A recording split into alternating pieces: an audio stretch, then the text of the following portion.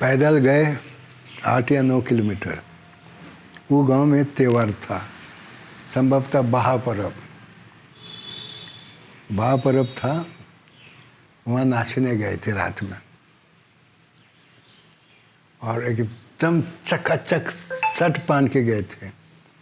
हमारे जैसा साफ सुथरा कमीज कोई पहना नहीं था।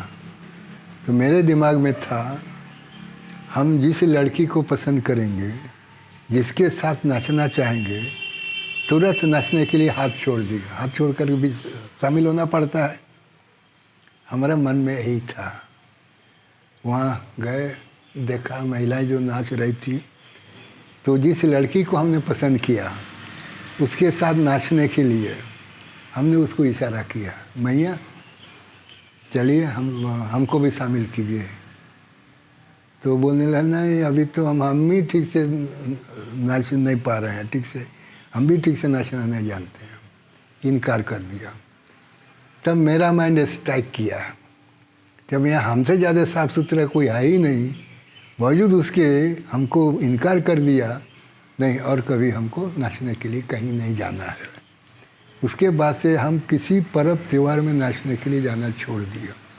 और हम वो महिला को धन्यवाद देते हैं, यदि वह इनकार नहीं करती होती और जगह भी हम नाचने के लिए जाता, आदत बन जाती और हम बर्बाद भी हो सकते थे, पढ़ाई लिखाई से दूर भाग सकते थे। उनकी इनकार करने के वजह से नाचना छोड़ दिया, पढ़ाई लिखाई में हमने ध्यान दिया। जब टाटा कॉलेज में एडमिशन लिया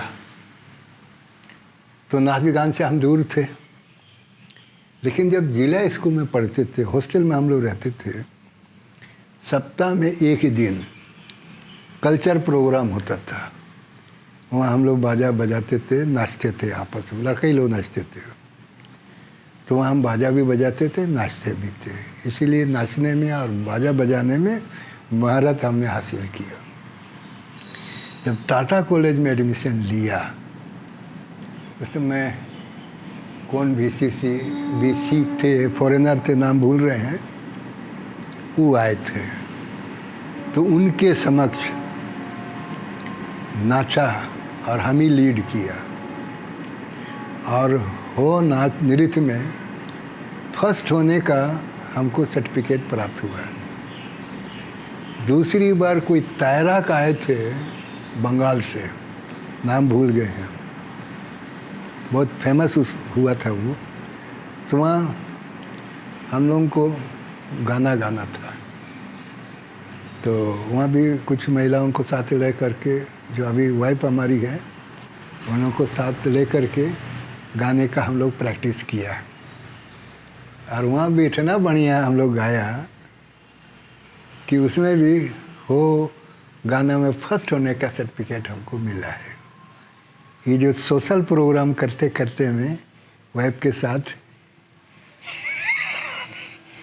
नज़दीकी संबंध हो गया, वो मैंने प्यार में बदल गया। उसके बाद लव मैरिज कर लिए, बस यही। शायद उसका पढ़ाई यहाँ पढ़ रही थी, हम तो रांची यूनिवर्सिटी एमए में एडमिशन लिया था, उस समय लव मैरिज हो गई है।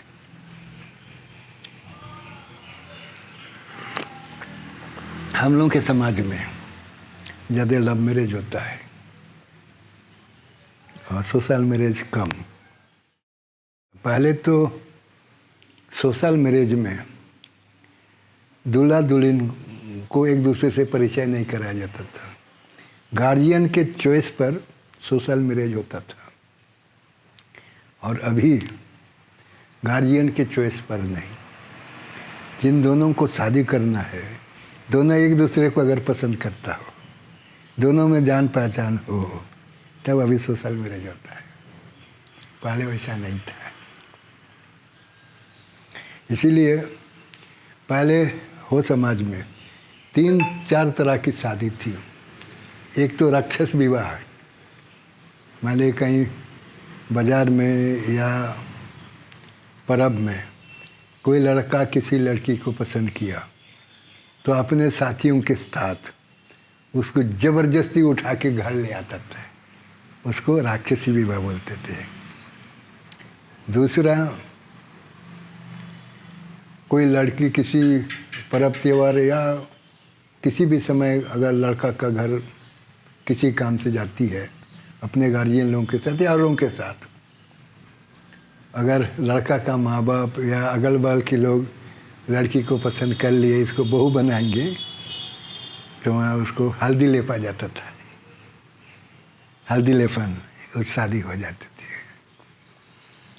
और तीसरा प्रकार की शादी, अगर लड़की किसी लड़का को पसंद किया लेकिन लड़का उतना दिलचस्पी नहीं ले रहा है, तो लड़की उसका घर में ज़बरदस्ती जा कर के रह लेती है, ज़बरदस्ती रह जाती है।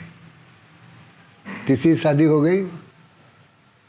और चौथी शादी लव मैरिज, पांचवी शादी सोशल मैरिज। तो बाकी 3 तरह की शादी ख़त्म हो गया, अब केवल 2 ही बच गया, लव मैरिज और सोशल मैरिज।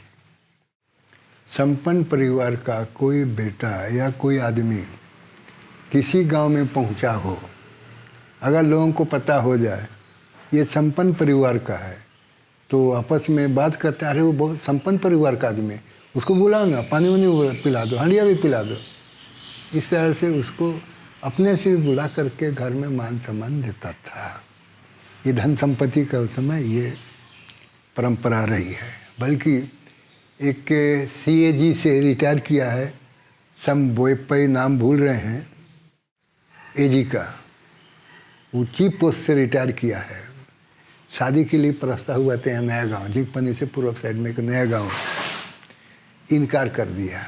इतना बड़ा अफसर है, उसको इनकार कर दिया। इसलिए गरीब घर से था वो, कि अभी तो सर्विस कर रहे, ठीक है, मालिक कहीं कुछ हो जाए, उस बीच में मर उड़ जाए तो खेती बाड़ी तो है ही नहीं, बच्चों का पालन पोषण कैसे होगा।